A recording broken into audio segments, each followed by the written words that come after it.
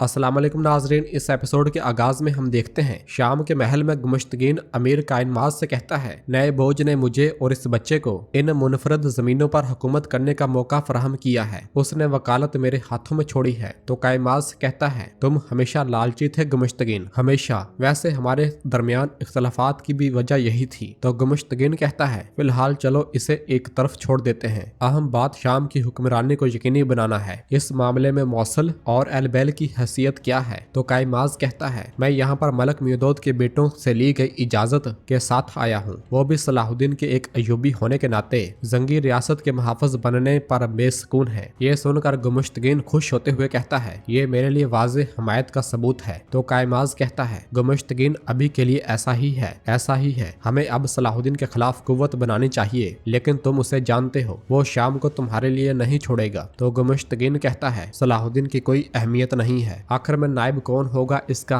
तायन सब की राय से होगा, इसमें तमाम की राय शामिल होगी। सलाहुद्दीन इतने बड़े दीवान की मुखालफत करके मुमलकत के सहारे उमरा को अपने मुखालफ नहीं करना चाहेगा। तो कायमाज कहता है, अच्छा तो ज्यादातर उमरा की राय सलाहुद्दीन की जानब इशारा करती है, तब क्या होगा? तो गुमश्तगीन कहता है, सूरत हाल वहां तक पहुंचने से पहले हमारे पास यकीनी तौर पर इससे निमटने के लिए एक चाल है। इधर हम देखते हैं कि वजीर सलाहुद्दीन उमर मुल्लाह और अपने करीबी साथियों के साथ मौजूद होते हैं। कारतेगन उनसे कहता है, देखें मेरे सुल्तान, आप पीछे क्यों हट रहे हैं? क्या सुल्तान नूरुद्दीन ने मेरे भांजे को आपके हवाले नहीं किया? आप हरकत में क्यों नहीं आ रहे? तो वजीर सलाहुद्दीन कहते हैं, हक और बातिल को सूरज की तरह वाजे करने के लिए सबसे पहले जो कुछ हुआ उसे लोगों की नजरों में अयां करने के लिए। और फिर अमीर अस्फहानी कहते हैं, हम बहुत देर कर देंगे, आपका आवाज़े बुलंद वकालत के लिए अपनी ख्वाहिश का इजहार करना जरूरी है। तो वजीर सलाहुद्दीन कहते हैं, मैं जानता हूँ, लेकिन जब हमारे दुख ताज़ा है। तो उमर मुल्लाह उनकी बात काटते हुए कहते हैं, ये बिल्कुल भी तख्त की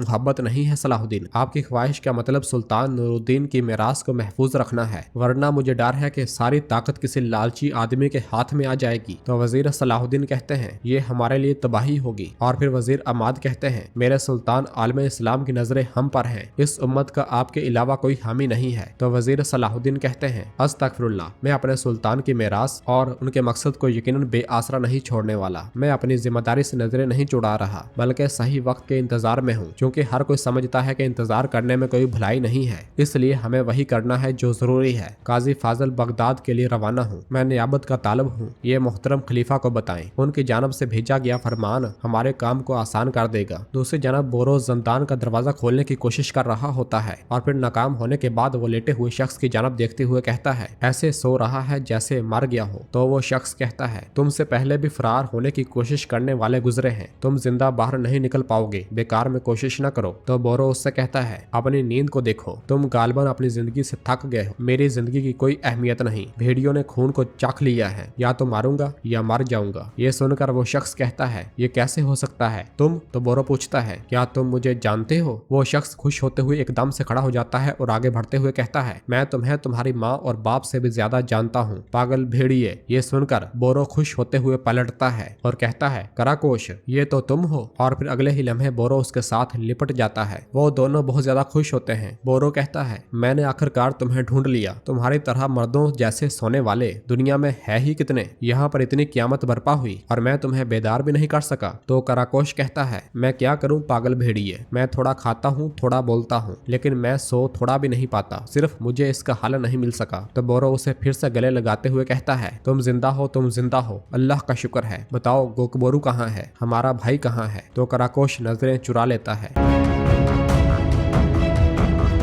दूसरी जानब कुदस में विलियम बालन और सबीला से कहता है, कुदस के मुस्तकबिल के लिए उठाया जाने वाला सबसे अहम कदम तुम्हें अपनी शादी को जल्द अज जल्द मुकम्मल करना होगा। तो बालन उससे कहता है, जबकि बादशाह का दुख भी ताज़ा है। तो सबीला कहती है, मैं भी बालन जैसा सोच रही हूँ। मगर विलियम कहता है, जैसा कि आप सब जानते हैं कि तख्त अब प्रिंस बाल्डोन का हक है, लेकिन बाल्डोन की बीमारी और अभी तक उसकी कम उम्री की वजह से इस मुश्किल जिम्मेदारी के लिए तैयार न होने को देखें तो हमें इसका ख्याल रखना चाहिए। अगर प्रिंस बाल्डोन अपने तख्त के हक से दस्तबरदार दस्तबरदार होता है। शहजादी के शोहर के तौर पर कोतवालन को कुदस के नए बादशाह के तौर पर देखा जाएगा। ये कुदस के लिए सबसे दुरुस्त इंतखाब है। ये सुनकर सबीला और बालन भी राजी नजर आते हैं। इसी लम्हे मारिया लाडगाय को लेकर वहां पर आती है। लाडगाय को देखकर सब चौंक जाते हैं। विलियम पूछता है, लाडगाय आप कैसे? तो मारिया कहती है, हमारे मुस्तकबिल के बादशाह बाल्डोन यही चाहते थे। ये सुनकर वो तीनों मजीद परेशान हो जाते हैं। इधर शाम में शहजादे इस्माइल के नायब के लिए दीवान लगा होता है। अमीर अस्फहानी वजीर सलाहुद्दीन और गुमुश्तगीन के दरमियान खड़े होते हुए कहते हैं, जंगी रियासत के तख्त के नए मालिक नूरुद्दीन महमूद के बेटे सुल्तान सालेह इस्माइल हैं। अल्लाह खैरियत के साथ उनकी उम्र दराज करे। हम यहाँ पर उनकी बलोगत की उम्र तक पहुँचने के लिए उनकी नुमाइंदगी करने वाले और उनके नाम पर हुक्म सुनाने वाले तख्त के नायब का तयन करने के लिए जमा हुए हैं। इस जिम्मेदारी के तालब और नामजद होने वाले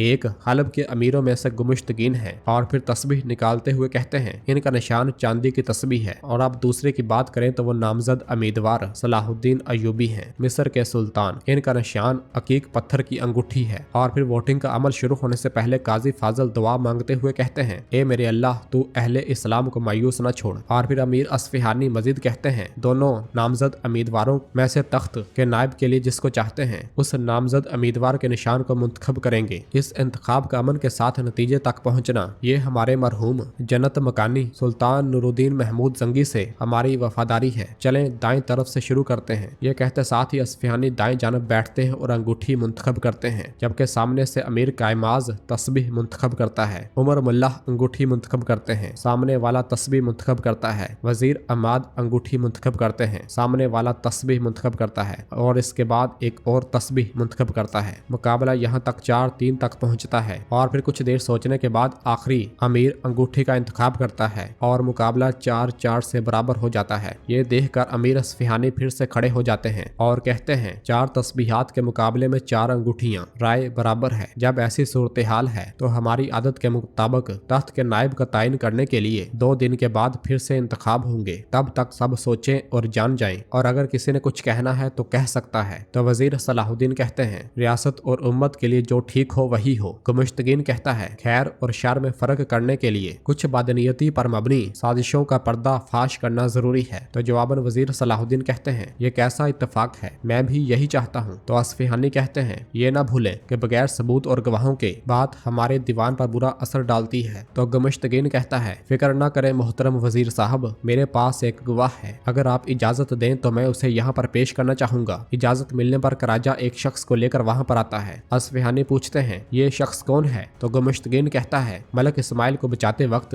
जिसको मैंने कैद किया वो डाकू। इसके पास बताने के लिए अहम हकाइक हैं। ये सुनकर सब उसकी जानब देखने लग जाते हैं। दूसरी जानब कुदस में विलियम कहता है, प्रिंस बाल्डन को अभी तक ताज नहीं पहनाया गया और ना ही बादशाह करार दिया गया है, तो अभी तक फैसला नहीं किया जा सकता। तो मारिया कहती है, बादशाह इमारले के बाद तख्त का वारिस बाल्डोन है, क्या इस मामले में कोई एतराज है? अगर आप कोई और मंसूबा बना रहे हैं? तो बालन उसकी बात काटते हुए कहता है, हमारा वाहद मंसूबा कुदस के मुस्तकबिल को महफूज बनाना है। तो लाडगाय कहता है, जिसे तुम फायदा कह रहे हो वो तुम्हारे जाती मफाद से ज्यादा कुछ नहीं है। तुमने कुदस के तख्त पर बैठने के लिए शहजादी से शादी की कौन? तो बालन गुस्से से कहता है, अगर कोई अपने मफादात के लिए जीने वाला है तो वो तुम हो। दोबारा मेरे और शहजादी सबीला के बारे में बात करने की कोशिश करने से पहले 1000 बार सोचना, वरना। तो लाडगाय उसकी जानब बढ़ते हुए कहता है, वरना क्या? तो मारिया कहती है, लाडगाय चलते हैं। ये सुनते साथ ही लाडगाय वहां से चला जाता है। और फिर जाते जाते मारिया विलियम से कहती है, इस कमरे में बादशाहत और उसके मुकर्रर करदा असूलों को सबसे बेहतर तरीके से जानने वाले तुम हो। फिर प्रिंस बाल्डोन की ताजपोशी की मैं वाहद रुकावट इसका सरकारी ऐलान है और वो भी जल्द हो जाएगा। ये कहते साथ ही मारिया लाडगाय के साथ चली जाती है। उनके चले जाने के बाद विलियम कहता है, मलका मारिया हमारी सोच से भी ज्यादा तेजी के साथ आगे बढ़ रही है। हमें जल्द से जल्द प्रिंस बाल्डोन से बात करनी होगी, जल्द से जल्द। इधर दीवान में वो शख्स कहता है, हमारा इलाका हलब और शाम के दरमियान रास्ते पर वाक़या है। हम लूटमार की बुनियाद पर जीते हैं। सलाहुद्दीन अयूबी ने हमें ढूंढकर बहुत ज्यादा सोने की पेशकश की। जब मलक इस्माइल शाम की जानब रवाना हुए, इसने हमसे काफिले पर हमला करने की तरतीब पर बात की। ये सुनकर वजीर सलाहुद्दीन कहते हैं, तुम झूठ बोल रहे हो, बहतान लगा रहे हो। तो गुमुश्तगीन कहता है, उसे छोड़ो और बात मुकम्मल करने दो। वो शख्स मजीद कहता है, मंसूबे के मुताबिक हमने अमीर यारुकी को कत्ल करके मलक इस्माइल को अगवा करना था और फिर हमने उस बच्चे को किसी और जगह वजीर सलाहुद्दीन के हवाले करना था। ये सब सुनकर वजीर सलाहुद्दीन गुस्से से कहते हैं, इस बदतमीज को मजीद बात करने की इजाजत न दी जाए। मगर वो शख्स बोलता ही चला जाता है, हमने वजीर की बात बातों को हरफ बहरफ मुकम्मल किया, लेकिन जब हम फरार होने लगे तो अमीर गुमश्तगीन हमारे सामने आ गए। बाकी आपको मालूम है, अपने ग्रोह में सिर्फ मैं जिंदा बचा हूँ। और फिर गुमश्तगीन बोलते हुए कहता है, अब अगर इस सारी बात को समझा जाए, सलाहुद्दीन अय्यूबी का मकसद मलक इस्माइल को इस्तेमाल करके तख्त पर कब्जा करना आश्कार हो चुका है। तो वजीर सलाहुद्दीन कहते हैं, हकीकत इसके बिल्कुल बरक्स है। हम पर हमला करने वाला अमीर गुमश्तगीन है। इसने अपने जुर्म को छुपाने के लिए झूठे गवाह को पेश किया। यारोकी को मारने वाला भी यही है। और फिर अमीर काइमाज कहता है, गुमश्तगीन हलब से है। यारोकी को जिससे इख्तलाफ था वो तुम थे। तो वजीर सलाहुद्दीन कहते हैं, मेरे और यारोकी के दरमियान इख्तलाफात ही क्यों ना हो, वो मेरा भाई था। अमीर गुमश्तगीन ने यारोकी को मेरे साथ खड़ा होने की वजह से सजा दी। तो गुमश्तगीन कहता है, क्या तुम्हारे पास कोई गवाह या सबूत है? तो वजीर सलाहुद्दीन कहते हैं, ये जगह अदालत नहीं है, यहाँ पर कोई काजी भी नहीं है, हर कोई अपने जमीर से फैसला करेगा। और फिर उमर मुल्ला कहते हैं, ये सब फजूल की बातें हैं। सुल्तान नूरुद्दीन का एक ही मकसद था और वो कुदस को कैद से आजाद करवा कर और सलीबियों को इन जमीनों से बाहर निकाल करना था। राय देने वालों से मेरी आजिजाना दरख्वास्त है, इस विरासत की कौन हिफाजत करेगा, ये सोचकर उसके मुताबिक फैसला करें। और फिर गुमश्तगीन कहता है, मैं भी यही राय रखता हूँ, लेकिन मैं इस मामले पर मुख्तलिफ नुक्ता नजर से आया हूँ। कुदस की फतह के ख्वाब को यकीनी बनाने के लिए इतना अरसा हमने क्या कुछ झेला है, हमें खुलकर इस मामले पर बात करने की जरूरत है। जबकि वजीर सलाहुद्दीन बहुत गुस्से के साथ उसे देख रहे होते हैं। नाज़रीन, इसके साथ ही एपिसोड भी खत्म करते हैं। मिलते हैं बहुत जल्द अगली एपिसोड के साथ। वीडियो को लाइक कर दें और जिन दोस्तों ने अभी तक चैनल सब्सक्राइब नहीं किया वो जल्दी से चैनल सब्सक्राइब कर दे और बेल आइकन घंटी वाले निशान को भी प्रेस कर दे, ताकि आने वाले एपिसोड्स आपको आसानी मिल सके। दुआओं में याद रखें। अल्लाह हाफिज।